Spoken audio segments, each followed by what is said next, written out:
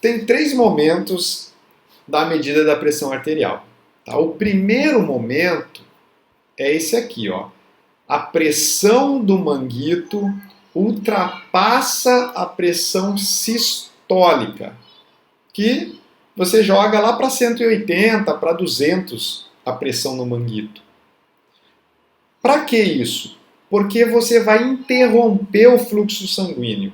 A artéria braquial vai estar fechada, você faz praticamente um torniquete ali no seu braço. Não passa sangue, tem ausência de sons e de fluxo sanguíneo. Na prática, o que está acontecendo? Você colocou o manguito no braço e aí você bombeia lá e ele enche e vai mostrando a pressão, né? 100, 120. O seu coração estava bombeando, por exemplo, a 120.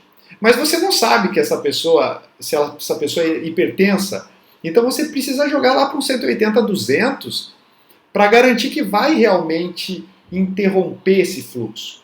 Porque para a pessoa hipertensa que já está em 170, a própria artéria dela faz essa pressão de 170. Olha só, pessoal, de 160. Então ele tem que bombear aí a 170 para conseguir vencer esse fluxo. Olha como é perigosa a hipertensão arterial, né? Então é isso que a gente faz, a gente enche, vai aumentar a pressão, né, do manguito lá no braço da pessoa, a ponto de fazer um torniquete ali. Aumenta a pressão e o coração não consegue mais fazer passar o sangue ali. Então o coração está bombeando lá, por exemplo, a 120, né, de pressão, você jogou para 180, 200, pronto, o sangue não passa, não está passando. E aí, isso é qual pressão? Por enquanto nada, pessoal. Por enquanto você só parou o fluxo, tá? Agora você vai soltar um pouquinho da bomba ali, né? Do registro, tem um registro, né? Naquele reloginho ali tem um registro que vai fazer com que o ar vá saindo devagarinho ali do manguito. E aí você vê no ponteiro desse monitorzinho ali, você vê a pressão baixando. E ele vai baixando de uma forma, de certa forma, até uniforme. Por quê? Porque não está tendo fluxo sanguíneo, tem ausência de som, você não está ouvindo nada, e está baixando a pressão. E vai baixando. Por enquanto não está passando sangue, pessoal. Você jogou para 180, se a pessoa está com 120, enquanto não chegar no 120, não vai passar sangue. Não vai ter som, você não vai ouvir nada. Mas quando chegar em algum lugar que começar, até o ponteirinho começa a vibrar, assim que você começa a ouvir o som, você começa a ouvir a batida, o sangue passando turbulento ali, né? Por que turbulento? Porque a pressão do manguito é muito superior à pressão da artéria, tá? Então o fluxo ele é turbulento, é barulhento mesmo. Mas o sangue flui, porque o seu coração está conseguindo exercer a pressão suficiente para fazer o sangue passar por aquela pressão do manguito. Nesse momento, quando você olha lá no reloginho, geralmente ele vai estar onde, se tiver uma pressão normal? 120. O que é esse 120? É exatamente a pressão que seu coração está exercendo. E assim ele venceu o manguito e conseguiu fazer o barulho, fluir sangue.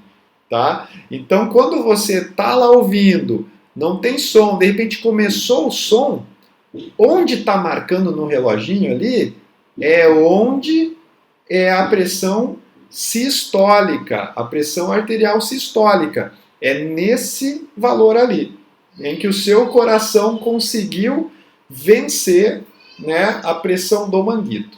Tá certo, pessoal? Essa, então, é a pressão maior ali, 120. Claro que pode ser 130, pode ser 140, depende da pessoa, né? Depende do momento e tal. E aí você continua deixando esvaziando. E aí você vai continuar, ver que o ponteiro vai ali vibrando, você ouve aquele fluxo barulhento pelo estetoscópio, né? E aí vai fazendo, vai descendo o ponteiro, mas fazendo barulho. Tipo batida, né? Como diz ali. De repente, você não consegue mais ouvir no estetoscópio. Você está lá, né, com o estetoscópio, e aquela batida fica silenciosa. O que aconteceu? Você normalizou o fluxo sanguíneo. Então, a sua pressão, a pressão do manguito ali que estava 110, 100, 90 e estava ouvindo, ela normaliza, geralmente é no 80. Por quê? Porque aí a pressão do manguito ela se torna menor do que a pressão que a sua artéria está exercendo. Então a pressão que a artéria exerce é 80. Enquanto o manguito tiver mais que isso, o fluxo fica turbulento. Fica aquela batida ali, você vai ouvindo. No momento que o som cessa, normaliza o fluxo, veja o número que está. Se tiver 80, essa é a pressão arterial diastólica.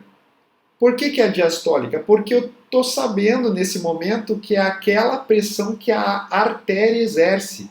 Então, com o coração relaxado, a minha artéria exerce essa pressão. Ela exerce 80, porque é ali que normalizou o fluxo sanguíneo. Então, a pressão que o manguito está exercendo já se tornou naquele momento já menor do que a pressão da minha artéria e normalizou o fluxo.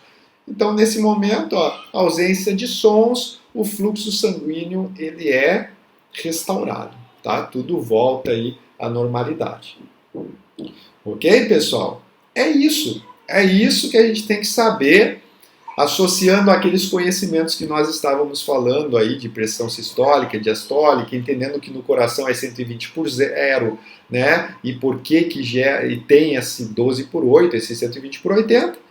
Você vem aqui para os passos para se realizar a medida da pressão arterial. E é bem simples. Você infla lá o manguito até o 180/200. Parou de passar sangue. Vai esvaziando. Né? Na prática é isso. Vai esvaziando, está silencioso, começa a ouvir o barulho. Opa, pressão sistólica. Começou a ouvir o barulho, pressão sistólica. Ok? Continua ouvindo, sumiu o barulho. Pressão diastólica. Na prática é isso, pessoal. Tá? Então, se você praticar isso, né, fizer várias vezes, você faz isso muito rápido. Infla lá, demora mais tempo para inflar. Infla lá, chegou lá no 180/200, solta.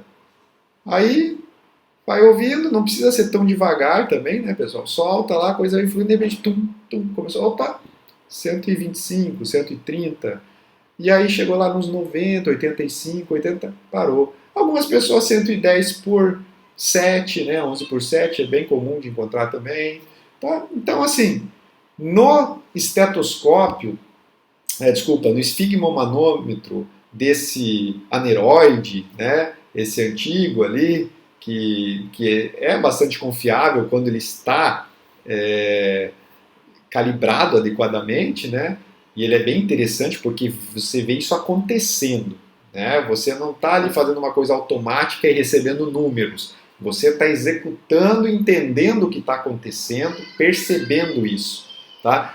Para vocês aprenderem, a melhor coisa que tem é você fazer em si mesmo. Você bota o manguito, infla, sente, ouve, você vai sentir o sangue parando, o sangue fluindo, batendo, em silêncio, só você, faça várias vezes, você vai entender a pressão arterial. Entendendo o porquê que é a sistólica. Por que é a sistólica? No momento que o sangue voltou a fluir. Né? Então a sístole conseguiu vencer o manguito naquela pressão que ele está registrando lá. E também entendendo por que a diastólica.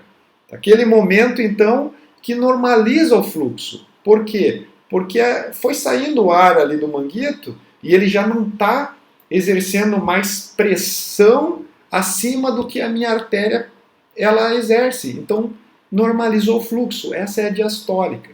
Então, você percebe isso fazendo a medida, por exemplo, em você mesmo e começa a entender, associando a teoria com a prática, pessoal.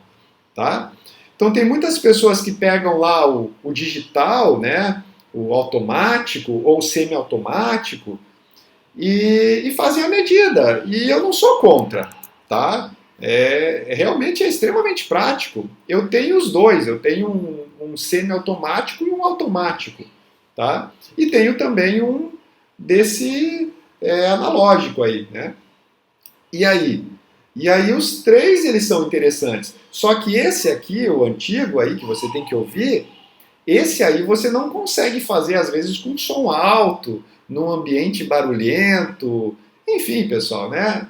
claro que a gente vai querer facilitar a nossa vida, é claro, eu prefiro o semiautomático ou automático, tá? Prefiro sim, para a prática, mas isso que a gente está fazendo aqui na disciplina, isso aqui é uma questão de didática, né? De entendimento, de aprendizado. Então, para isso, esse antigo, ele é fundamental para que vocês entendam. A gente tem 3 lá no laboratório, vocês vão fazer 3 ou 4. Tá? E aí vocês precisam entender como que isso funciona. Esse é baratinho também, você encontra a partir de uns 50, 60 reais esse aparelho. Né? Então ele é interessante. Tá? Só que o automático não é tão mais caro, né? Custa 100 reais aí a partir de 110, 120. E eles são também confiáveis, tá? O erro é baixo, dá para se ter uma boa, né, estimativa ali da pressão arterial, é bem próximo ali, é bem interessante, e você faz de uma forma muito prática, né? Então, assim, eu recomendo mesmo para a prática um desses ali. Qual que é a diferença do semiautomático para o automático? O semiautomático você enche e depois não faz mais nada. Ele esvazia sozinho e anota lá os números, né, da pressão sistólica, da pressão diastólica e também da frequência cardíaca. O automático você não faz nada. Você bota lá e aperta o botão, espera. Ele enche e depois esvazia e anota tudo lá. Registra lá a sistólica, a diastólica, a frequência cardíaca, tá? Então, são realmente muito melhores para a prática, tá? Pra prática do dia a dia e tal, é o que eu recomendo. Tá? Esse aqui eu quero que vocês aprendam por 2 motivos. Primeiro motivo é que se você aprender isso aqui, você vai entender a pressão arterial, você vai entender como funciona, você por motivos didáticos mesmo, né? Mas o segundo motivo não. O segundo motivo, pessoal, eu estava falando lá da escola, né? Ah, você é o profissional e tal. Muitas vezes, sabe o que eles vão te entregar para fazer a medida? É isso aí. É esse antigo aí. Aí você vai falar o quê? Ah, você não tem um digital aí? Não, não tem. Ok? Se tivesse digital, qualquer um faz. É só botar no braço, apertar o botão e falou. Né? Então, se tivesse digital, nem iam pedir para você fazer. Eles vão pedir para você fazer exatamente porque não tem. Veio da prefeitura isso aí, ou tinha lá na escola, sei lá, alguém vem com esse negócio aí na mão. Vem lá com o estetoscópio, né, um manguito lá com a bombinha e o relógio e te entregam. Cara, o professor de matemática não sabe fazer. Né? E aí? E aí você vai fazer a medida. E aí você vai falar o quê? Ah, mas eu também não sei. Poxa, fica feio para um profissional da área de saúde, né, pessoal? Então, por esses 2 motivos, eu quero que vocês aprendam a fazer essa medida, tá? O que é normal, né? Uma pressão adequada, esperada. Em repouso, é o 12 por 8. O que é isso? São 120 por 80 milímetros de mercúrio. Falando em sistólica e diastólica. Né? Então aqui, ó, é normal que você encontre entre 110 e 129. Isso é normal. Ah, deu 125, deu 110, isso é normal, tá? E é normal também você encontrar aí a diastólica por 7, por 8, por 8,4, tá aqui no padrão, né? Já a pré-hipertensão, se você tem 13 por 9, tem que ficar atento. É uma pré-hipertensão. É também chamada de normal alta. Então você não é hipertenso. Você está normal, mas está normal alta. Tá? É uma pré-hipertensão. É quando você fica aí até pertinho do 140. Mas não é 140. 140 é hipertensão. Tá? É o corte. 140.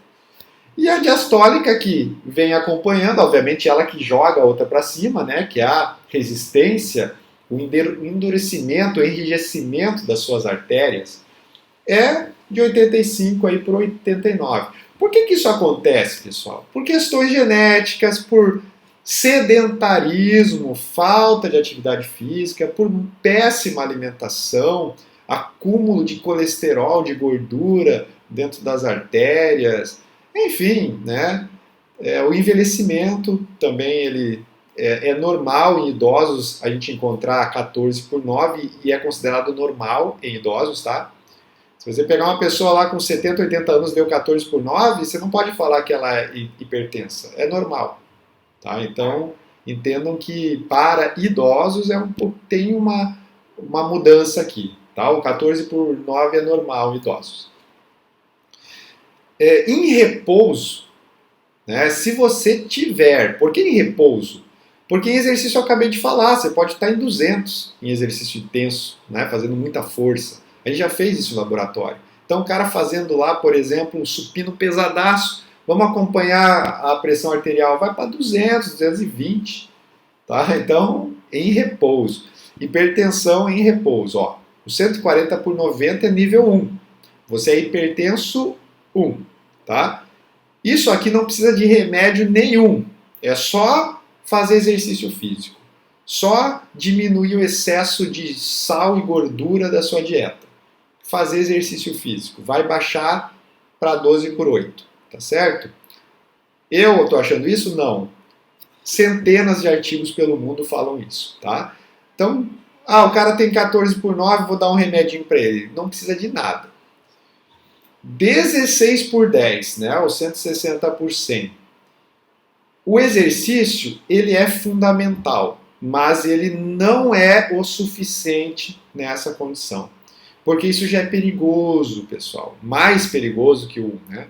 Então, nessa condição, precisa de tratamento medicamentoso. Você precisa, sem dúvida, ter acompanhamento médico e usar drogas, né? Remédio para essa condição. 180 por 110, nem se fala, né? Já é nível 3. E 210 por 120, imagine isso em repouso.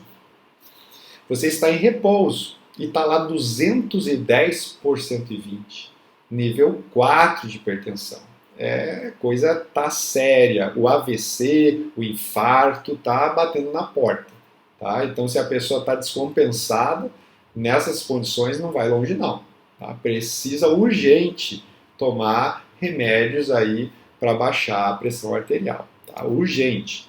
E essa é uma doença silenciosa. Tem gente que tem hipertensão e não sabe. Tá? Então, hipertensão é uma coisa que pressão arterial você tem que medir, assim, ó, no mínimo uma vez por ano, pessoal. Se você não sabe a última vez que você mediu, tá tudo errado. Tá? Eu recomendo que a cada, no máximo, 3 meses você faça uma medida.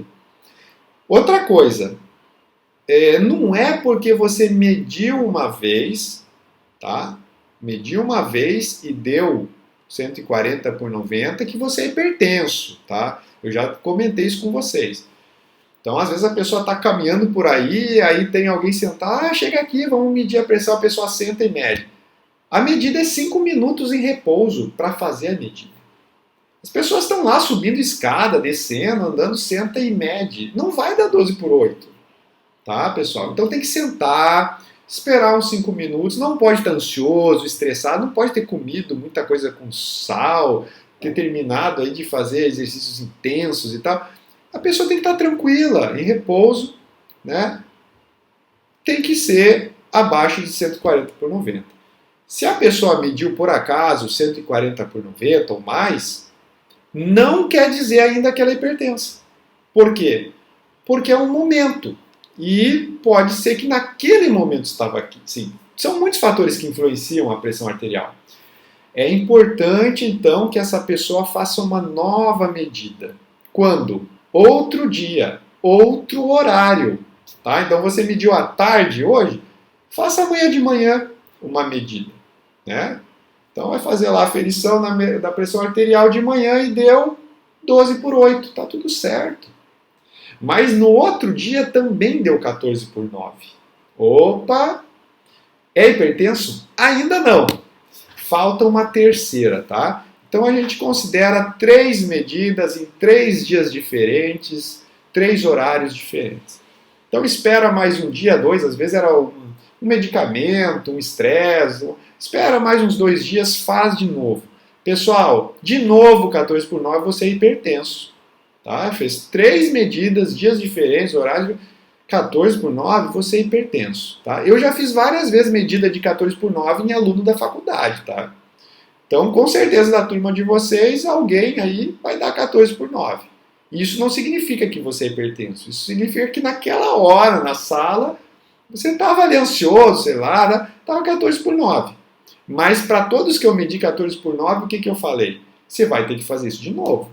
Faz amanhã, em outro horário, faz no outro dia. Opa, deu também 14/9, deu de novo, procure o médico, né? Ou se você, não, é 14/9, antes de procurar o médico, eu vou tomar vergonha na cara, eu vou fazer 3 vezes na semana exercício físico, vou melhorar minha alimentação, vai baixar para 12/8, tá? Ou 13/9 pelo menos, tá? É o que os estudos falam. Tá? Agora, se por acaso não baixar, e você depois de um mês aí mudando a alimentação, treinando, tá lá 14/9, vá no médico. Aí você vai precisar, talvez, de uma medicação. Se você já vem acompanhando a sua questão nutricional, cuidando e fazendo exercício e não está baixando, provavelmente você vai precisar de uma medicação. 14/9 aí sempre não dá para ficar, pessoal, né? Doença silenciosa, tendência a aumentar esse valor, né? Então a pessoa ela precisa fazer atividade. Mas em um mês dá resultado fazendo exercício? Em um mês dá resultado. Se você quiser esperar o tempo da maior parte dos estudos, né? São 3 meses a maior parte dos estudos, tá? Então pratique por 3 meses atividade física, tenha regularidade. Quais os melhores exercícios? A maior parte desses estudos são de exercícios de caminhada e corrida, aeróbios, tá? Mas tem vários, assim, de dança, de aulas, assim, de academia, de spinning, tem também de musculação. E todos eles trazem benefícios, tá? Todos eles. O problema, tem gente que fala assim, mas o cara é hipertenso, ele pode fazer musculação? Ele deve fazer musculação. O problema não é a musculação, o problema é como se faz a musculação. Então, se você tem lá, deu 15/9,5, posso fazer musculação? Deve. Como que é essa musculação? Você não vai fazer isometria, força máxima, tá? Você não vai no seu limite de força até aquele ponto que você não consegue mover mais o peso e fica travado fazendo a força máxima. Nesse momento você para de respirar. Você fica em apneia, você aumenta muito a pressão dentro do tórax. Tá? Então você gera força e não gera movimento. Isometria é o nome disso, né? Fazer força, contração muscular sem o movimento. E apneia, para de respirar e aumenta muito a pressão no tórax. Isso é perigoso para o hipertenso. Tá? Então se você não vai fazer exercício em isometria, não vai fazer apneia, isso é, não vai fazer força máxima, vai trabalhar submáximo, sempre respirando normalmente, sempre com movimentos dinâmicos, você pode fazer musculação numa boa, vai melhorar a sua pressão arterial, tá? Mas, obviamente, como está bem documentado os exercícios aeróbios, a gente sugere que seja uma combinação, tá? Então, se você passar a fazer uma corridinha, dependendo do seu nível de condicionamento, primeiro uma caminhada aí, 15, 20 minutos, meia hora, 3 vezes por semana, já vai dar resultado. Tá? Uma corridinha aí de 10 minutos, 3 vezes por semana, equivale a caminhada de meia hora. Tá? Vai dar resultado. Ok? Mas é isso, pessoal.